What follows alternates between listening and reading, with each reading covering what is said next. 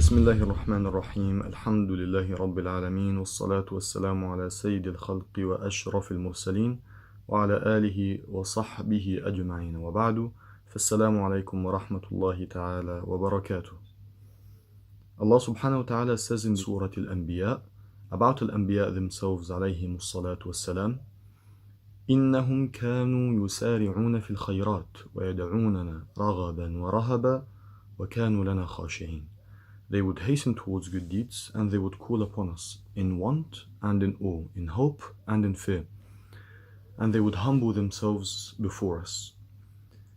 The prophets and messengers of Allah subhanahu wa ta'ala, Al-Anbiyā and Ar-Rusul, are Allah's most beloved creatures to Him.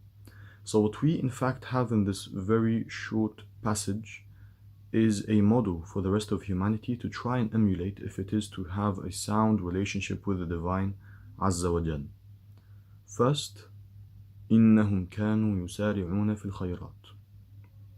We try, we do our bit, we endeavor to do good to the best of our abilities. We take up the opportunities of good in front of us, and they are plenty, وَلِلَّهِ الْحَمْدِ.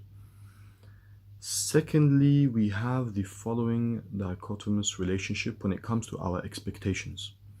On the one hand, we have hope in Allah subhanahu wa ta'ala.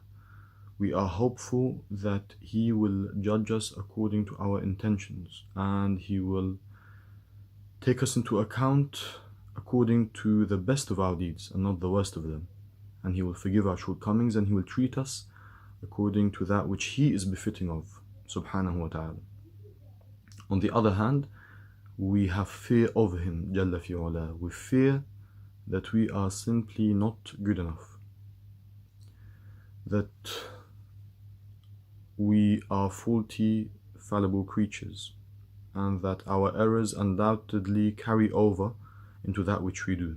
And we fear that He subhanahu wa ta'ala will take us into account according to that which we are befitting of.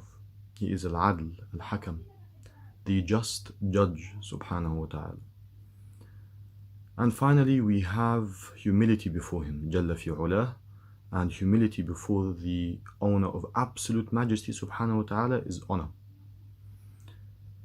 Deviation or digression from this balance in devoting ourselves to Him, subhanahu wa ta'ala, will always yield some sort of perversion in our relationship with Him, Azza wa Jal. If we are to solely see Allah's beauty, His mercy, His rahmah, His hilm, His forbearance, then we will no longer have awe of Him, and we will do whatever we wish, and we will have not raja, not hope in Allah, but tamanni, wishful thinking. It's fine, brother, Allah's merciful, you can do X, Y, Z, then He will forgive us, surely.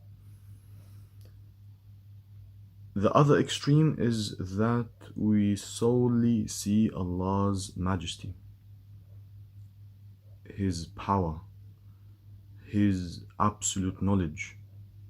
And that is indeed an awe-inspiring thought, that He is subhanahu wa ta'ala al-Qawi, al-Aziz, al-Mateen, al-Intiqam.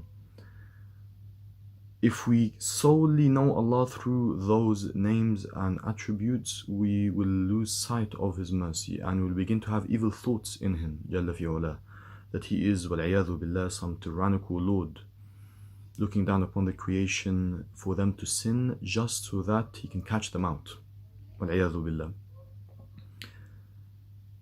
Now, we ought to have a balance between the two sentiments. As our past scholars have often described, we should be with the Divine subhanahu wa ta'ala like a bird, a wing of hope and a wing of fear. The bird cannot fly without both those wings, and the head is that of love. Wallahu a'lam, wa sallallahu wa sallam ala nabiyyina Muhammadin, walhamdulillahi rabbil alameen.